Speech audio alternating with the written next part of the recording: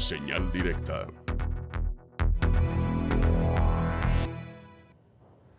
Se ha venido advirtiendo, viene una temporada de invierno complicada, por utilizar algún término, y complicado principalmente porque habrán cambios constantes de temperatura a lo largo de los días. Tendremos medias mañanas y media tarde con relativo a calor o temperaturas cálidas, y después descensos en las mismas, descensos en las temperaturas, lo cual puede traer consigo algunas afectaciones en materia de salud.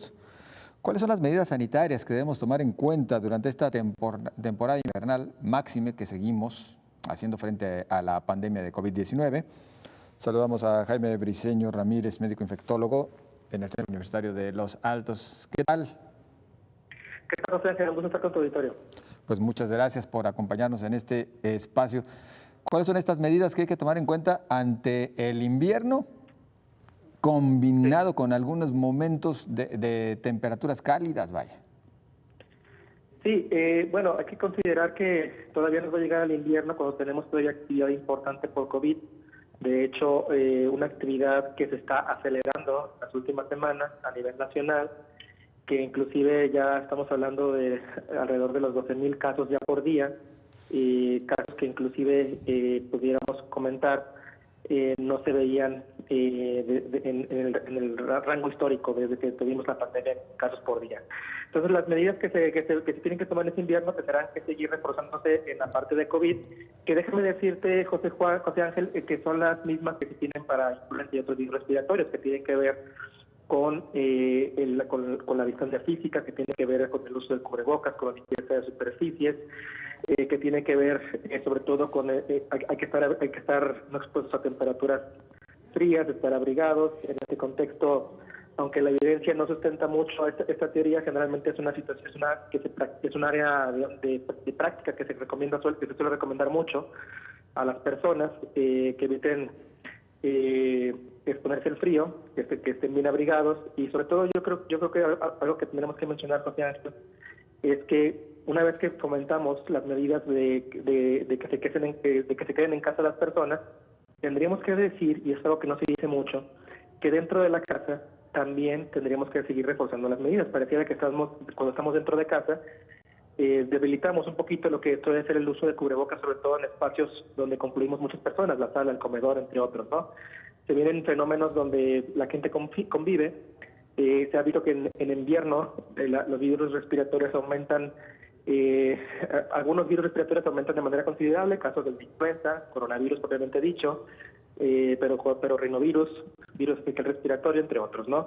Y la razón de que ocurre esto tiene que ver principalmente porque las personas cambian sus conductas, cambian sus patrones de conductas, y mucho de ello tiene que ver con el estar en espacios físicos cerrados. Pues hay que entonces seguir conservando todas estas medidas de sana distancia, sí. Y en cuanto a los cambios drásticos de temperatura, a veces se nos dice cuáles son las prendas más adecuadas, porque de repente tenemos calor, ya no soportamos el suéter, la chamarra, el abrigo. ¿Cómo se recomienda, por ejemplo, también, doctor, pues ahora sí que vestir por estas temporadas? Sí, fíjate que también una de las principales causas que puede ocasionar ligero desconfort faríngeo o rinofaringio pueden ser también los cambios bruscos de temperatura. Eso puede ocurrir. Generalmente lo que tendríamos que hacer es, cuando recomendamos esas estrategias de evitar exponerse al frío, finalmente lo que trata de reflejar es que se eviten esos cambios bruscos de temperatura, ¿sí? O sea, ese sería el objetivo final.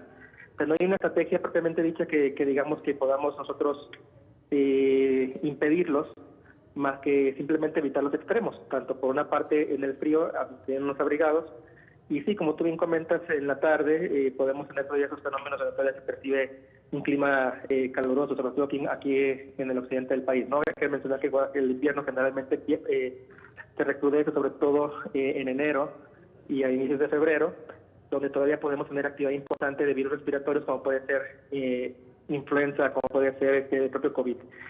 Te debo comentar, José Ángel, que las mismas estrategias que se recomiendan para COVID realmente son para todos los virus respiratorios. Entonces, si nosotros mantenemos la misma estrategia de procurar las medidas que ya mencionamos para COVID, se ha visto en otras latitudes del mundo donde ya tuvieron sus inviernos. Hay que recordar que en el Polo Sur, por ejemplo, ya tuvo su invierno. La actividad de influenza reduce significativamente, ¿sí? Entonces, si fomentamos la vacunación para influenza por una parte, pero además las medidas de distanciamiento físico, del uso generalizado del cubrebocas, de la limpieza de superficie y lavado frecuente de manos, con esto disminuimos también muchísimo la actividad de otros virus, entre ellos coronavirus, rinovirus, virus sincitial respiratorio, influenza y parainfluenza. Estaríamos en automático evitando muchos de estos padecimientos que cada año pues, se convierten en el coco del sector salud, ¿verdad?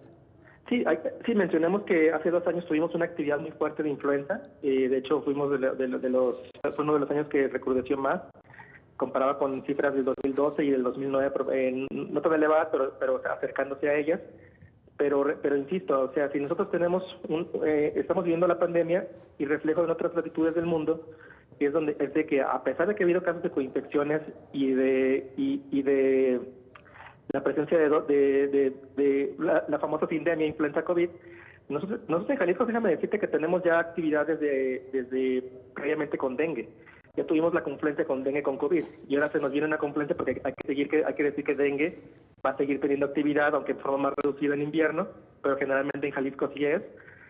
Vamos a tener la confluencia de los 3, de hecho. Todavía le queda la cola de actividad de dengue, creciendo la de influenza y actualmente muy activa la de COVID. Pues hay que entonces mantener medidas preventivas, doctor, sería la conclusión. Hay que evitar las aglomeraciones, hay que preservar la sana distancia, etcétera, etcétera. Sobre todo en esta época donde vamos a tener mucha confluencia, lamentablemente las costumbres así nos lo han hecho reforzado. Y insisto, 70% de los casos en muestreos de China ocurrieron en casa, ¿sí? Uh-huh. Entonces, en casa parece que es un área donde se debilita esta parte de las medidas, sobre todo del uso del cubreboca, por ejemplo, cuando imagínate una reunión en una sala, en un comedor donde puede ocurrir esto. Adicionalmente, de todo lo que hemos mencionado, podemos decir que hay que fomentar siempre, no solamente para esto, una sana alimentación. Hay que fomentar actividad física como lo recomienda la OMS, 30 minutos la mayor parte de los días de la semana. Y recientemente, de los suplementos alimenticios, que también tengo que ser portador de la verdad en ese, todos debemos de hacerlo, no se ha demostrado un suplemento alimenticio que reduzca la frecuencia sí. Vitamina C, entre otros. Recientemente el zinc se ha comentado que puede favorecer reducción de severidad o de duración de los síntomas, y recientemente también los niveles de vitamina D. Entonces yo también recomendaría a la población, sobre todo aquella que no se exponga al sol, que junto con su médico, es algo muy importante, revise sus niveles de vitamina D y que juntos lleguen a una planeación en todo caso de que estén deficientes. Doctor, nosotros agradecidos por este enlace y por estas recomendaciones. Muy amable. El agradecido soy yo, José Ángel. Un gusto.